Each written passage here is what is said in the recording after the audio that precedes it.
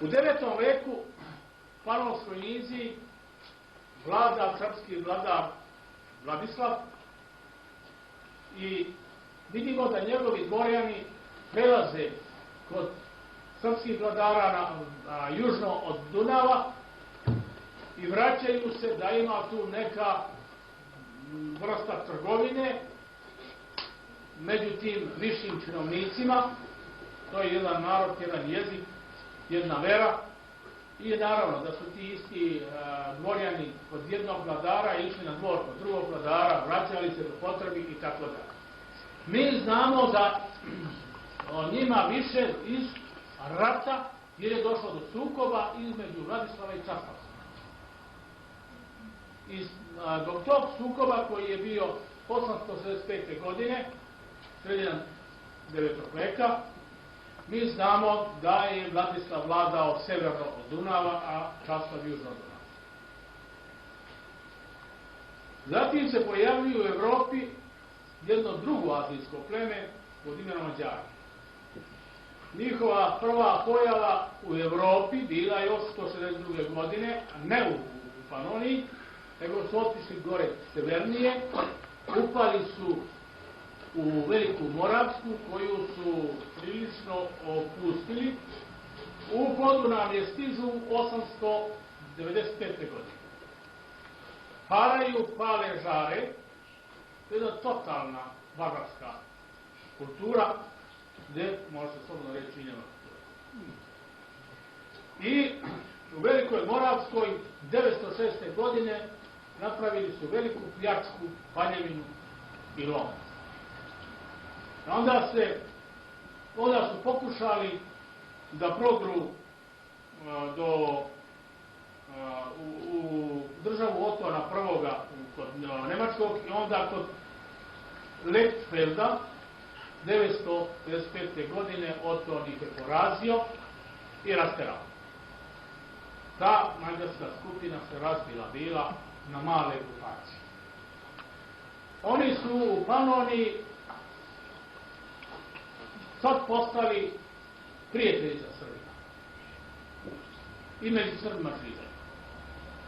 To je trajalo do 982. godine, kad jedan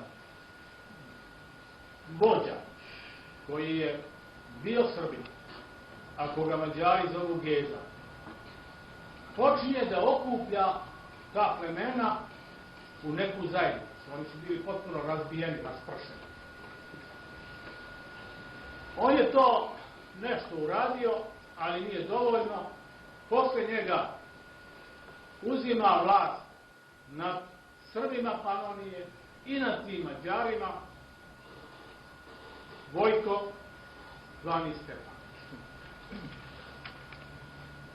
Vi ste čuli i znate da je on bio Srbin, da na njegovoj kruni, na njegovim stvarima sve bilo napisano srpskim pismom i jezikom. Sad, Vojko je stvorio svoju državu 997. godine. Vladao je do 1038. godine. U njegovo vreme meša se Vatikan, katolička crkva. 1000. godine Papa Silvester II šalje Vojku krunu kraljevsku, da ga on kruniše, a time da on prizna Papu kao svog duhovnog oca. Još za života Vojkova nije katolička crkva mogla mnogo da radi u Panoniji, ali posle njega počinje da radi za Mađare. I bilo je nekih priča, ne smemo dozvoliti da se sa Mađarima desi isto što i sa Bugarima, da potpuno prihvate srpski jezik i da se srbiziraju. Moramo njih izdvojiti i raditi da oni budu posebna grupacija.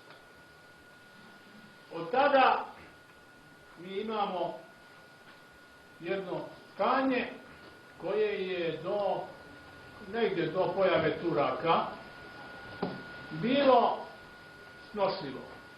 Srbi su bili većina u Panoniji i nije bilo nekih naročitih promjena. Idemo dalje tako. Dalje. Još imamo ove. Da.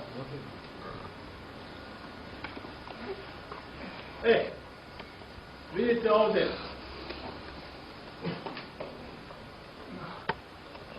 Tu se, tamo se vidi ovo Italija, ovo Jadransko more, tu je Ilirija. Ove sada oni nazvaju Skitima. Ovo je nemačka karta, ali između Skita i Ilira nema nikoga. To znači da su sve to Skiti i Iliri, to znači ponovo se Srbi. Idemo dalje. Ima još jedno. Nema, to je posljednje. Dobro. Možete sad vratiti novo. Prilikom pojave Turaka i padom srpske imperije, srpskog carstva, katolička crkva proglašava ugarske kraljeve za apostolsku kraljevinu. I onda ih gura protiv pravoslavnih Srba, protiv Srba uopšte, 14 krstaških ratova po nalogu papa preduzimali su ugarski vladari. Najviše u Bosni, ali upadali su i u centralnu Srbiju. Još u 17. veku većinu stanovništva Ugarske činili su Srbi. U 18. veku i 19. veku bila je strašna nasilna mađarizacija.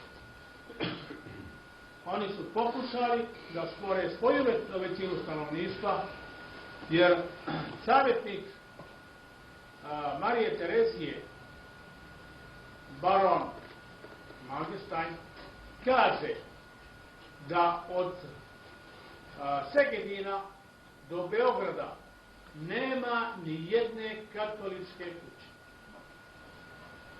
Od Segedina do Beograda. I kaže, svi katolici Panonije mogu da stanu u pola crkve u Subotici. Da napune pola crkve u Subotici. Koja je toliko su bili broj. 19. vek i naročito posle stvaranja Austro-Ugarske i oslobođenja Mađarske od strane Nemaca, radi se na jednoj ogromnoj mađarizaciji Srba, gde se nije prezalo ni od čega, ali radi se i drugo, na masovnim ubistvima koje ste čuli u prethodnom predavanju, naročito u vreme Rakovićeve bune, ali toga je bilo stalno. Mi dolazimo do 14. godine i do napada Austro-Ugarske na Srbiju.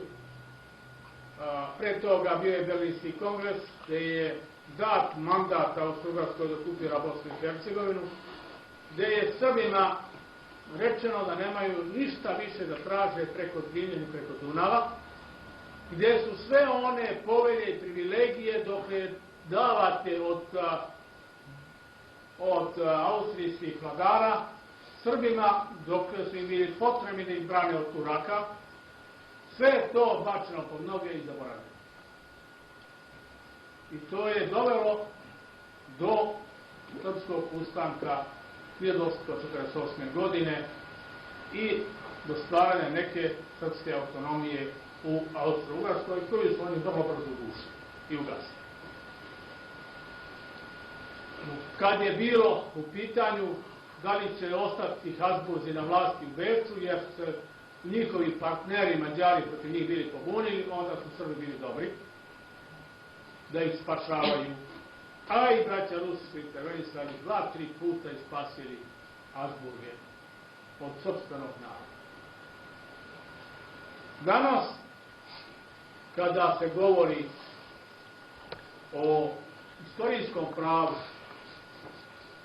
koje je pravo priznato na Kongresu Ujedinjenih nacija u Vancouveru, istorijsko pravo je izjednačeno sa pravima čovjeka. Kada vam neko kaže da je u Trijanonu pogrešno određena granica Mađarske taj vas laže.